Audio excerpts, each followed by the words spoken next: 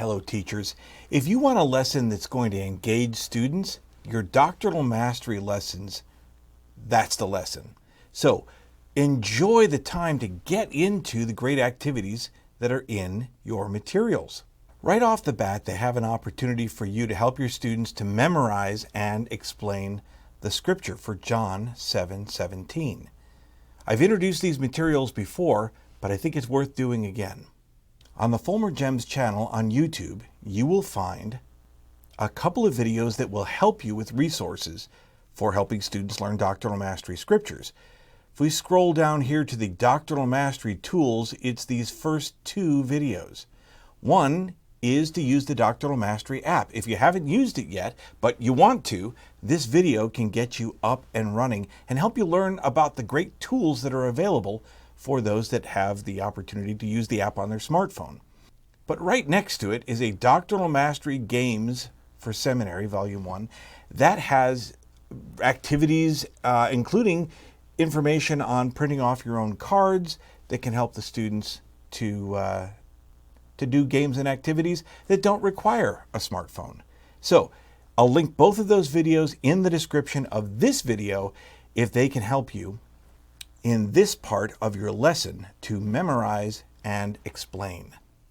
Let's scroll down to the practice application section.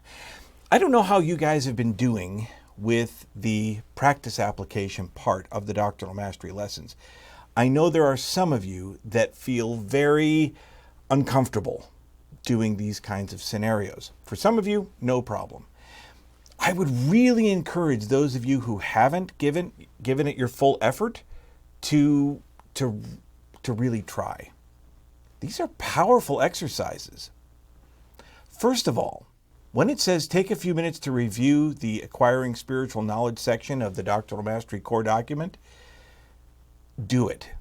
But remember, in this activity, we want them to do it with a particular lens in mind. There's a scenario here. In a conversation with your friend Lewis, he tells you that he doesn't have a testimony of whatever.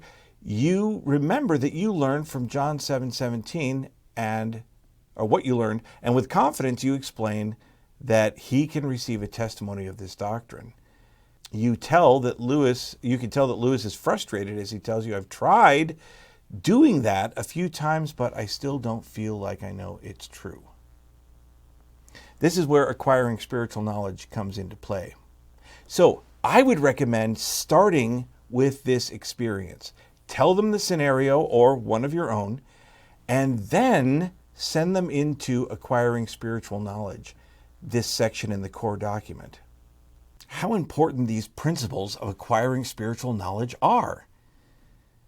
First, act in faith. How can that help in this scenario? 2, examine questions and concepts with an eternal perspective. How could that help in this scenario?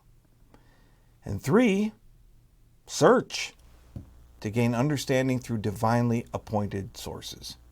And may I offer just an analogy that might help in your discussion with students as they wrestle with what to do when you've tried, but you still don't feel like you know that it's true. And that's the vending machine. Sometimes we think of spiritual experiences like a vending machine.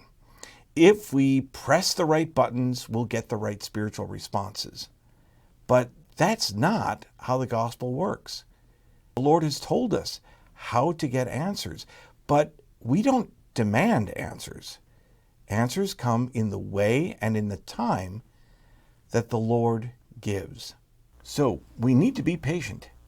Help give them that lens, send them into that core document, work with small groups or as individuals, depending on how your class works, and then definitely use these questions. How would you briefly explain these principles found in acquiring spiritual knowledge? The act in faith, examine with an eternal perspective, and search for understanding through divinely appointed sources. And then, along with this scenario, there are some great questions for them to discuss and discover. Remember, if you decide to do this in a small group, print these out on a piece of paper or write them up on the board ahead of class so that your students can see and access those as they discuss how those could best help in helping Lewis in this scenario. If you've had trouble with small groups in the past, I recommend having someone in charge. Make sure that somebody is the leader of the group, the captain of the group. It's just their job to help keep things on task.